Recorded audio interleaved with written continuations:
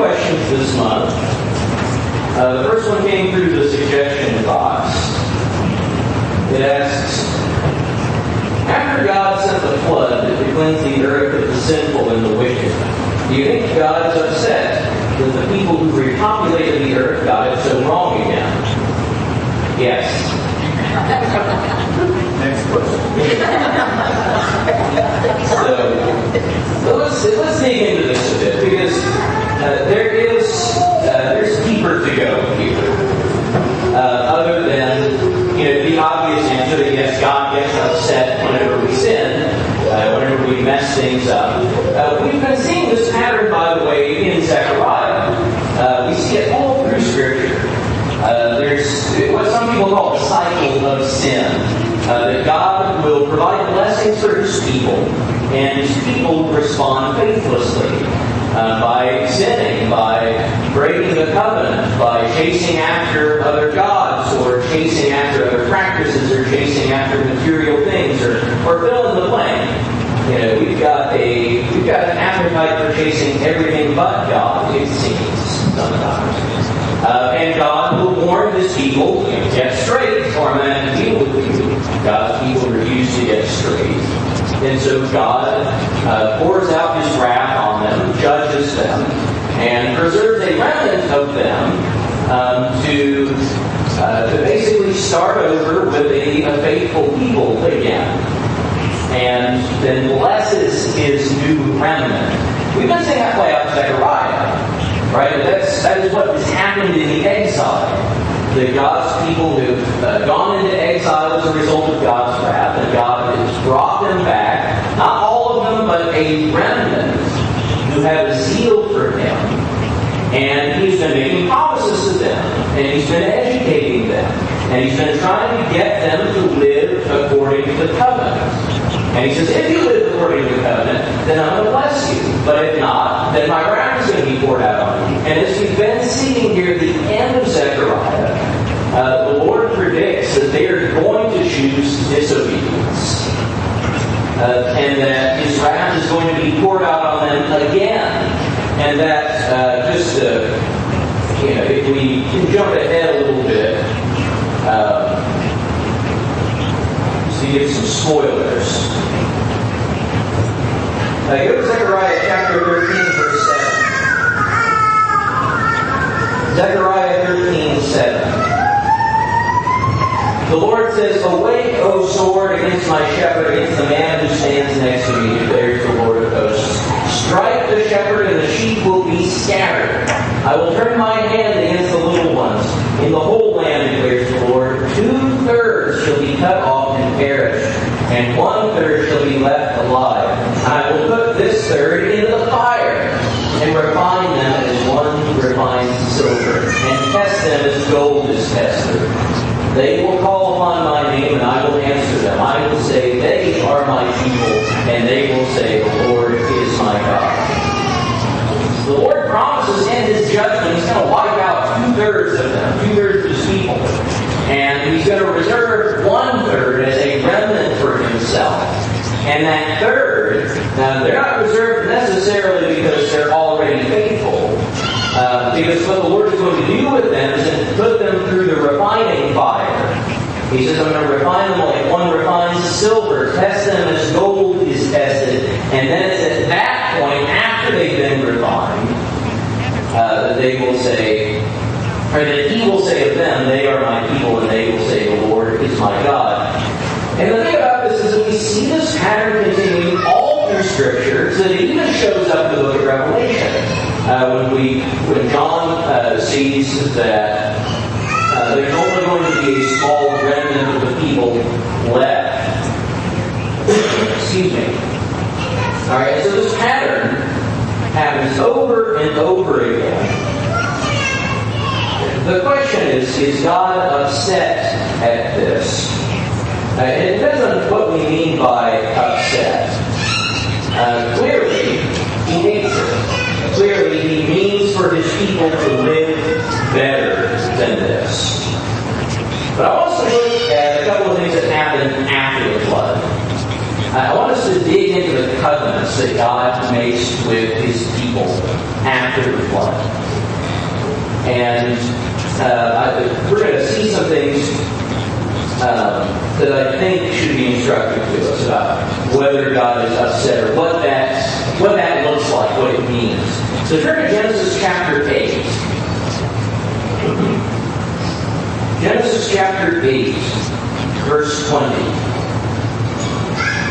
Alright, so this is after the flood is subsided. Then Noah built an altar to the Lord, and took some of every clean animal and some of every clean bird, and offered burnt offerings on the altar. And when the Lord smelled the pleasing aroma, the Lord said in his heart, I will never again curse the ground because of man, for the intention of man's heart is evil from his youth. Neither will I ever again strike down every living creature as I have done. While the earth remains, seed time and harvest, cold and heat, summer and winter, day and night shall not cease. Alright, so God makes a few promises here. He promises not to curse the ground again. He promises not to strike down every living creature again. He promises not to cease the natural cycle of things. Seed time and harvest, cold and heat, summer and winter, day and night. We find a similar covenant in Genesis chapter 9 and verse 8.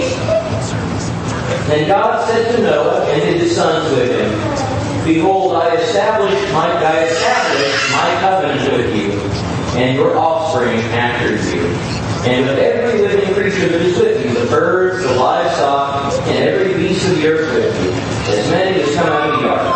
It is for every beast of the earth. I establish my covenant with you, that never again shall all flesh be cut off by the waters of the flood. And never again shall there be a flood to destroy the earth.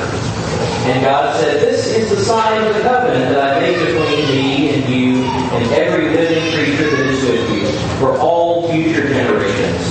I have set my bow in the cloud, and it shall be a sign of the covenant between me and the earth.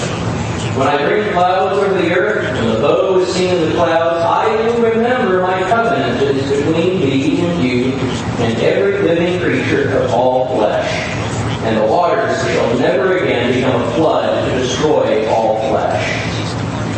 When the bow is in the clouds, I will see it, and remember the everlasting covenant between God and every living creature of all flesh that is on the earth. Alright, so two covenants that have very similar contents. But what is God promising in both of these covenants?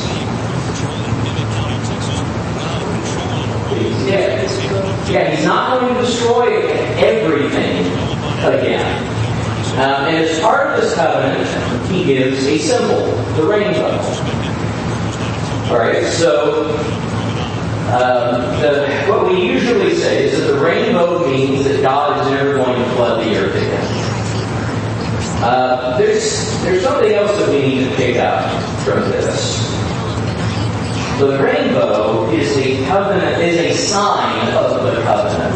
It is a reminder of the covenant. It's something that God's people can look to remember what happened, to remember God's promises. In that way, it acts like the stones in the River Jordan to remind Israel of the river crossing. It acts like the altar that the half-tribe of Manasseh set up on the east side of the Jordan to act as a reminder. But that's not the way that the Lord phrases it here. He doesn't set it up as a memorial for Noah and for his people. Who's the memorial for? Who looks at the rainbow and remembers? God does. Now, it's not that God is forgetful. God is giving His guarantee that He will not destroy the earth in this way again. Well, why would God destroy the earth in this way again? Like, what motive would God have for flooding the earth again? Yeah, same motive as the first time around. What God is declaring to us in both of these covenants is that he already knows that this is the way things are going to go. All right, whenever he says, and just notice the way that he says this at the end of chapter 8, verse 21. I will never again curse the ground because of man, for the intention of man's heart is evil from his youth. Not was, is. And remember, that was the problem to begin with, right? We go back to Genesis chapter 6, verse 5. The Lord saw that the wickedness of man was great in the earth, and that every intention of the thoughts of his heart was only evil continually. Right? He sees those wicked intentions. His anger is aroused on account of it, and he sets aside Noah and his family to be his remnant. They're going to be the few that he's going to start over with. And he cleanses the earth of sin and wickedness. But whenever we get to the other side of the flood, when he's making the covenant with Noah, does God seem like things have really changed? No. He says the intention, even at the other end of the flood, the intention of man's heart is evil from his youth. All right, and he's talking to Noah. Right? So who is available for him to be talking about? Right? It's only Noah, his wife, his sons, their wives. Right? There's only 8 people he can be talking about at the time. Now there are going to be more, obviously. God gets that pouring out his wrath in this way does not fix the problem. Not in its entirety. Whenever he offers the rainbow, and he promises that whenever he brings the rain, he's not going to destroy all flesh in a flood again. That leaves open the assumption that God is going to want to do that again. God knows that he will have further occasions to judge the earth. The promise is that he's going to be more lenient in the future. But this promise presupposes that there will be future judgments. In other words, God hates sin, but he's not surprised by it. To say that he's upset by it, he hates it, but he's not surprised by it. He knows that it is going to happen. Because the ultimate solution for sin is not come yet. What should strike us about God's response to sin is how restrained he is about it. Both of these covenants amount to, basically, I won't give you the full measure of wrath that you deserve. I'm going to show you mercy. We find the same sort of restraint is required of us, by the way. And this is what I want us to take out of this question. That God knows that sin is going to happen, and yet God hates it, but he's not surprised by it. And he is merciful to us. I want us to know that.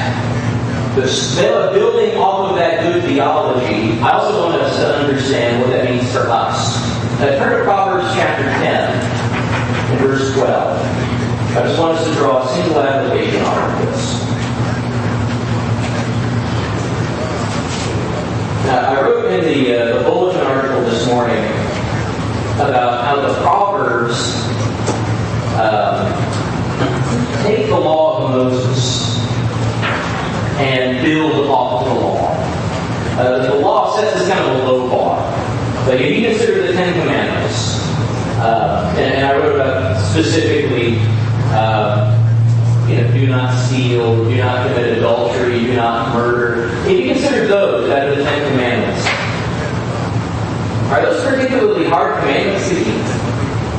I mean, except if you've got some sort of psychosis, right? If you have a mental disorder that makes you want to steal things, if you're a kleptomaniac, or if you've got some disorder that makes you want to commit adultery more than a common man does, or make you want to kill people. We don't spend our days really struggling not to kill people. in the literal sense. Maybe the metaphorical sense, but not the literal sense. Right? And that it takes more. Like, if you want to be righteous and get by in society, it takes more than just not killing people. Right? And that the Proverbs build off of that. All right? Give a lot more detail about it in the bulletin article. But one of the things we can look at, look at Proverbs chapter 10, verse 12. I want us to consider a simple proverb. Hatred stirs up strife, but love covers all offenses. Hatred stirs up strife, but love covers all offenses. Consider this proverb in light of the commandment, you shall not bear false witness. In other words, you won't lie about what other people have done. Now, think through the motives of this. Why would somebody bear false witness? What motive would you have for bearing false witness against somebody? Okay, some sort of gain. Yeah, we see that happen with Ahab and Jezebel trying to get Naboth's vineyard. Right? They set up a couple of men to bear false witness, and Naboth loses his vineyard on account of their false accusation, and Ahab is able to buy the vineyard off of these accusers. Right? It says in verse 23, to do evil is like sport to a fool. And understand it as judgment. So there's a sport to do something. Yeah, some people might consider it just to be fun, or they'll get some gain off of it, or they simply hate the person who they're accusing. Think about it in terms of like little kids. And I think about this just because we're kind of in the thick of it right now, obviously. You raise kids who probably, when you were in the thick of it, multiple times a day, had to deal with one of them coming up to you to tell you what the sibling is doing. Why do they do that? Oh, they're just so just. They have a great appetite for seeing justice done on other people other than themselves. They want to see other people get in trouble. I mean, whether there's some sport to it or there's some gain for it, right? Just motivated out of blind malice. There's something about the human heart that in some circumstances likes seeing other people get in trouble. The law teaches us that you should not go around trying to get people punished. In fact, that's what we tell our kids anytime that they come up and try to snitch on each other. Like, and for all of the picky little things that they accuse each other about, like usually they are things that Holly and I care about much, much less than we care about the malicious spirit that leads to the snitching. Right? So like our rule around the house is and we call this accusing, because it's what it is. You're being an accuser. And remember, who in Scripture is the accuser? Yeah, Satan. That's what his name means. Accuser, adversary. And so we'll ask them, are you being an accuser? Because they get that if they go about accusing each other, whoever does the accusing suffers the penalty of the guilty. That's our rule, because we want to weed that out of them. Because what they're doing does not come from justice; it comes from malice. Right? Oftentimes in society, general society, we tend to put other people down because we want to make ourselves look better. Yeah, absolutely. That's all the idea. Yeah, make yourself look good, like you have a strong appetite for justice. Alright, now look at the proverb again. Hatred stirs up strife, but love covers all all offenses. Think about what God is doing in the way that He looks at sin, in the way that He responds to sin. God doesn't go around looking for reasons to punish people. He's got plenty of reasons to punish people, right? That's basic Bible knowledge. He has got all the reason in the world to punish people. But on the contrary, He looks for reasons to defer punishment or to extend mercy in some way. And that's why we're all here. That is a basic tenet of our faith. And this proverb is based on that principle. That far from accusing your neighbor, trying to stir up some sort of discord, you should be trying to protect your neighbor's reputation. Right? And that's part of what we try to do with the kids. We want them to look out for each other. We want them to be on the same team and not, backbiting at each other. Because, some of the things that they're doing might be wrong. One of them might be disobeying something that we told them, to do or not to do. In the grand scheme of things, I want them to be looking out for each other. I want them to be covering all offenses, as the proverb says, to put each other in the best light. Which is why we read in places like in James chapter 5. The last two verses of James chapter 5. So James 5:19. My brothers, if anyone among you wanders from the truth, and someone brings him back, let him know that whoever brings back a sinner from his wandering will save his soul from death and will cover a multitude of sins.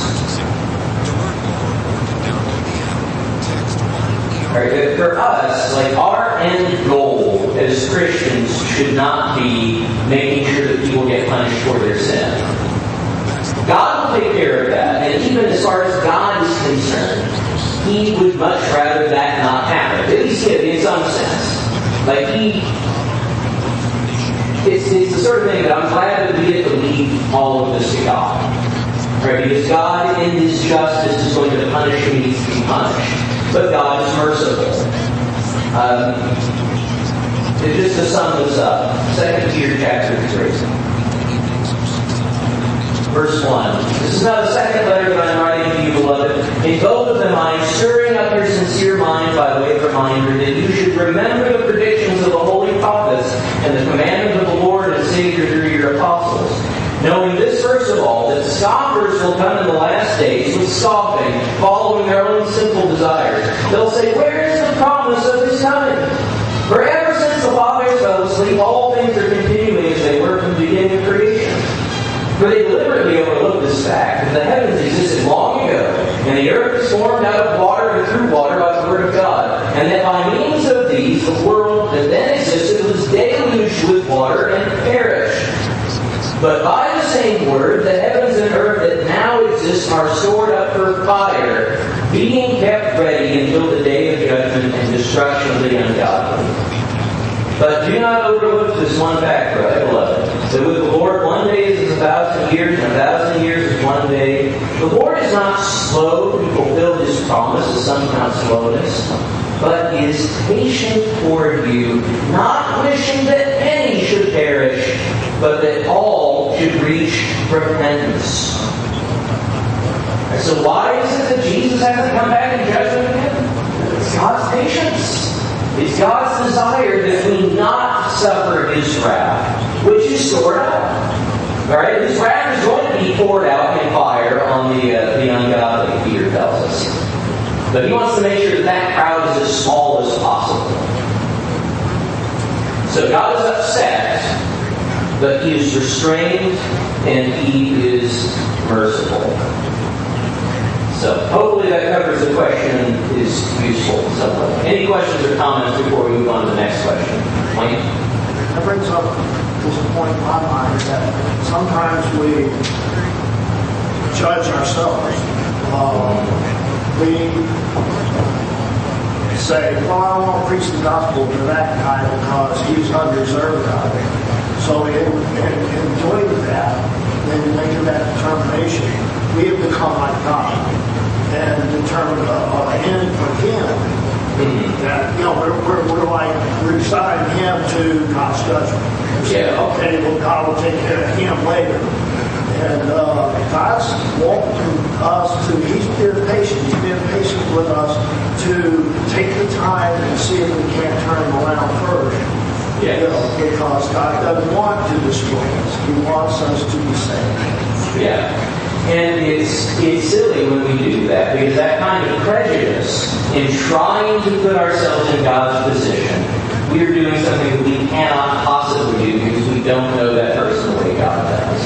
And we're acting in exactly the opposite way that God would, because God is seeking that person's salvation. And whenever we are prejudiced against somebody, we're seeking the opposite. All right, so good point. Any other questions or comments before we move on to the second question? All right, the second question comes from Caroline. She asked, why does God say to go to church and to pray? But I don't think she's trying to get out of doing either of those things. So she always gets upset if she's not able to go to something. But she wonders, well, why does God want us to do these things? All right, so we begin by noting this, that everything that God commands and everything that God creates, he commands and creates because they are good and right. Remember, at the end of every day in the creation, God looks on what he made and saw that it was good. And obviously everything which he commands must be good and right. So the question then becomes, what is good and right about church, and what is good and right about prayer? Now we started with some creation principles.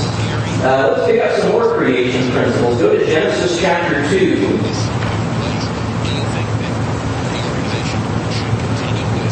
And we see, way before the formation of the church, we see one of the prime motivators for the church, one of God's primary reasons for the church.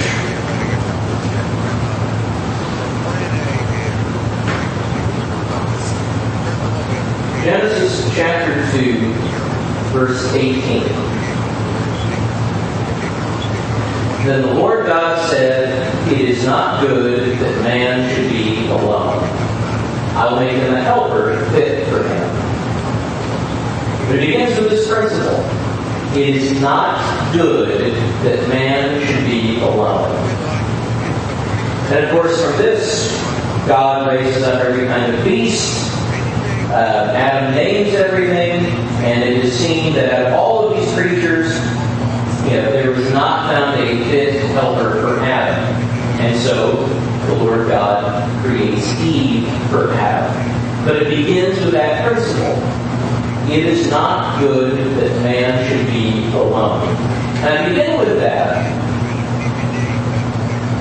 because remember the way the New Testament deals with the church. The church is often described in terms of a marriage. And it is described in those terms precisely because it fits the same mold. That just as it was not good for Adam to be alone in the garden, it is not good for us to be alone in the faith. Remember when the prophet Elijah was up on the mountain, he was fleeing from the wrath of Jezebel. He had just defeated all the prophets of Baal. And Jezebel gave him a death threat. And he runs off, he's scared for his life. He ends up on the mountain. You remember what his complaint to God was? I alone am left. God promises him, you're not alone. Right? I wouldn't leave you alone. That the Lord has held back a remnant. Over 7,000 souls who have not bowed the knee to Baal. But the Lord is always keeping a remnant, but he never reduces the remnant down to one. Right? Even in the case of Noah, Noah still has 7 companions.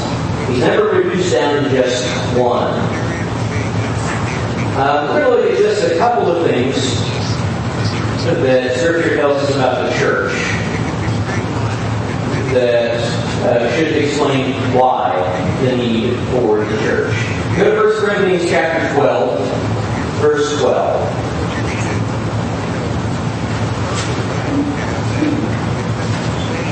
1 Corinthians chapter 12, verse 12. The famous metaphor that Paul uses, the famous comparison to explain what the church is like and why we need the church, why the church is a blessing. But it's good to return to these things. 1 Corinthians 12:12. For just as the body is one and has many members, and all the members of the body, though many, are one body, so it is with Christ. Right, so a body has lots of different parts to it, but it's still one body. But all of these different parts perform a different function. For in one Spirit we were all baptized into one body, Jews or Greeks, slaves or free, and all were made to drink of one Spirit. For the body does not consist of one member, but of many. If the foot should say, well, because I'm not a hand, I do not belong to the body, that would not make it any less a part of the body. And if the ear should say, well, because I'm not an eye, I do not belong to the body, that would not make it any less I belong to the body, or a part of the body. If the whole body were an eye, where would be the sense of hearing? If the whole body were an ear, where would be the sense of smell? As it is, God arranged the members of the body, each one of them as He chose. If all were a single member, where would the body be? As it is, there are many parts, yet one body. The eye did not say to the hand, I have no need of you. Nor again the head to the feet, I have no need of you. On the contrary, the parts of the body that seem to be weaker are indispensable. And on those parts of the body that we think less honorable, we bestow the greatest honor, and our unpresentable parts are treated with greater honesty, which our more presentable parts do not require. But God has so composed the body, giving greater honor to the part that lacked it, that there may be no division in the body, but that the members may have the same care for one another. If one member suffers, all suffer together. If one member is honored, all rejoice together. So even though we're individual members, even though the Lord deals with us individually, we need the church. Like hands need feet, and like ears need eyes. And the purpose of that is so that we can draw encouragement from one another, so that we can work with one another. The Hebrew writer phrases it in this way, in Hebrews chapter 10, starting in verse 19. Therefore, brothers, since we have confidence to enter the holy places by the blood of Jesus, by the new and living way that He opened for us through the curtain, that is, through His flesh, and since we have a great priest over the house of God, let us draw near with a true heart in full assurance of faith, with our hearts sprinkled clean from an evil conscience and our bodies washed with pure water. Let us hold fast the confession of our hope without wavering, for He who promised is faithful.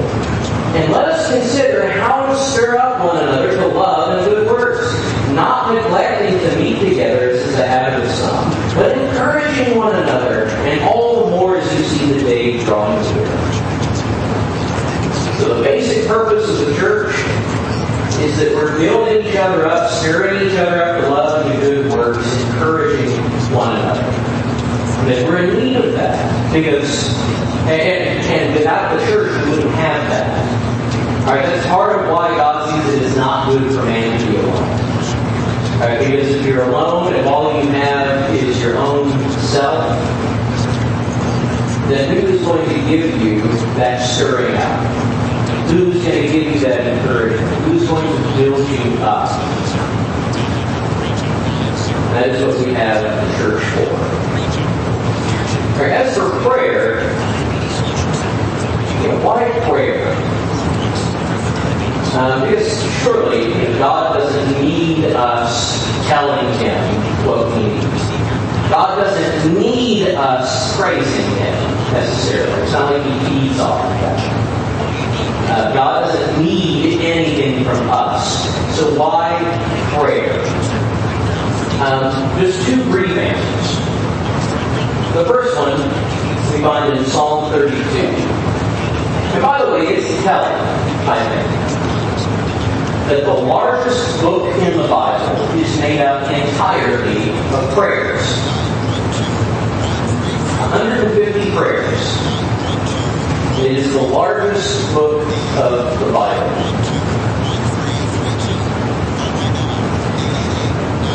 In Psalm 32,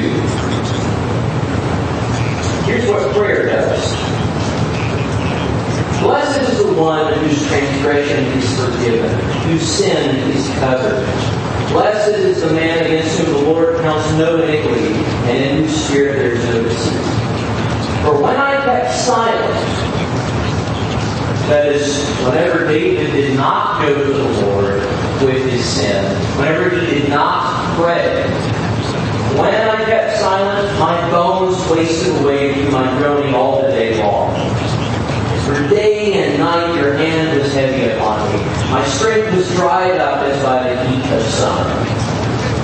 Selah. I acknowledged my sin to you, and I did not cover my iniquity. I said, I will confess my transgressions to the Lord, and you forgave the iniquity of my sin. Selah. Therefore, let everyone who is godly offer prayer to you at a time when you may be found. Surely in the rush of great waters they shall not reach us. You are a hiding place for me. You preserve me from trouble. You surround me with shouts of deliverance. Selah. And let's stop there for a minute. Notice what the prayer is for. First off, as far as David is expressed, prayer forces us to confront and confess our sins. So again, God knows that we committed those sins, and David understands that. Because while he was keeping silent, the hand of the Lord is weighing him down. Alright, the Lord's judgment is on him. The point of the prayer is not for the Lord to see the sin. The point of the prayer is for David to see the sin. And to confess our sin and to make it right. And it's just like apologizing to each other. What is the whole point of an apology? Well, what is the point of an apology? Yeah, forgiveness. It's making that relationship right. Right? So we apologize, not by saying sorry to each other, like it was an accident. We ask forgiveness because that's what we're in need of. And that sort of apologizing rebuilds the relationship. It builds us up. And then notice what else that David compares prayer to. In verse 6, therefore let everyone who is godly offer prayer to you at a time when you may be found. Prayer is a form of sacrifice. Prayer is like an offering. Prayer is a form of worship to God.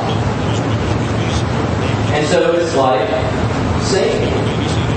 It's like, under the law of Moses, offering any other sacrifice. That it is a gift to God. That it is an expression of our love to God. All right, one last thing. James chapter 5.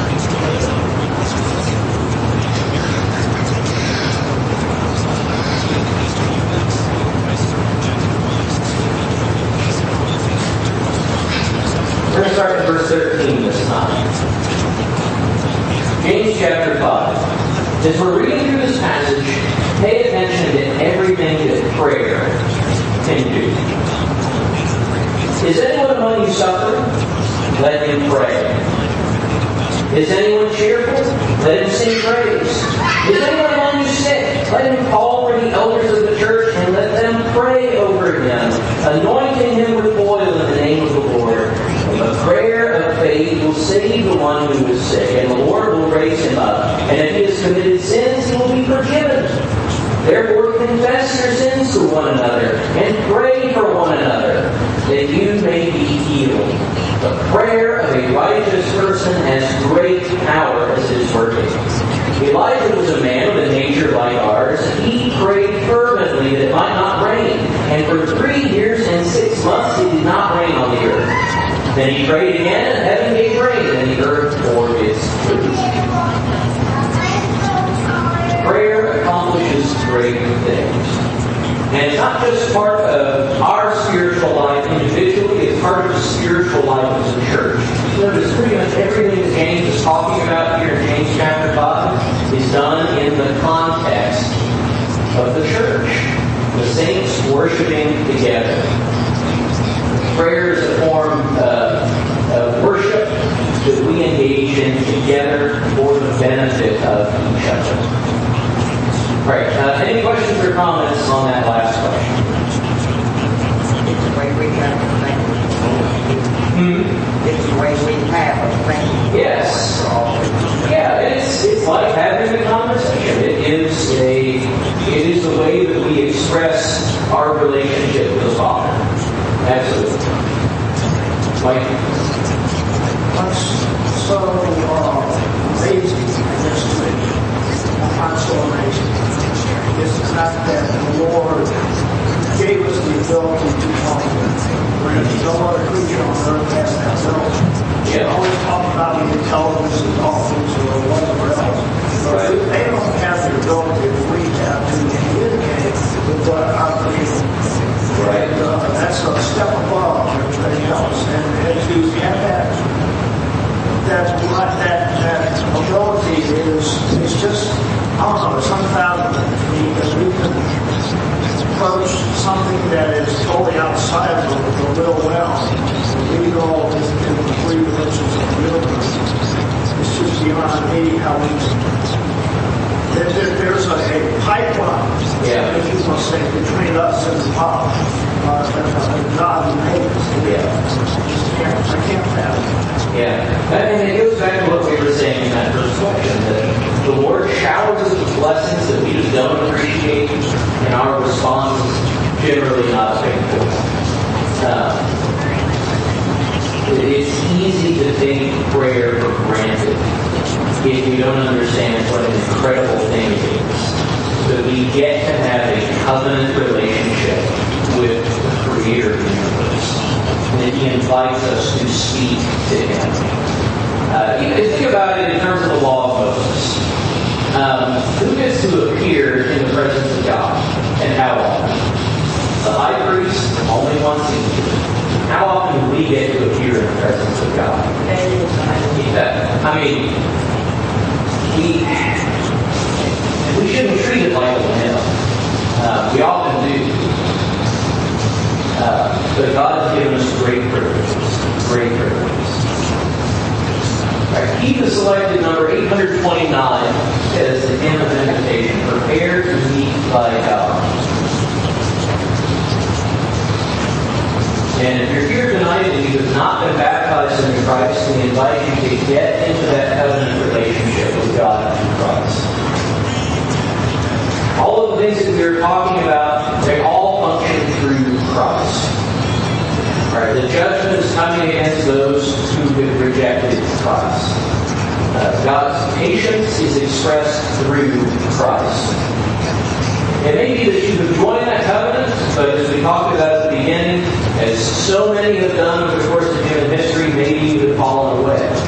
And maybe you are in need of restoration. We stand ready in either regard to help you and make your need known to us by coming forward together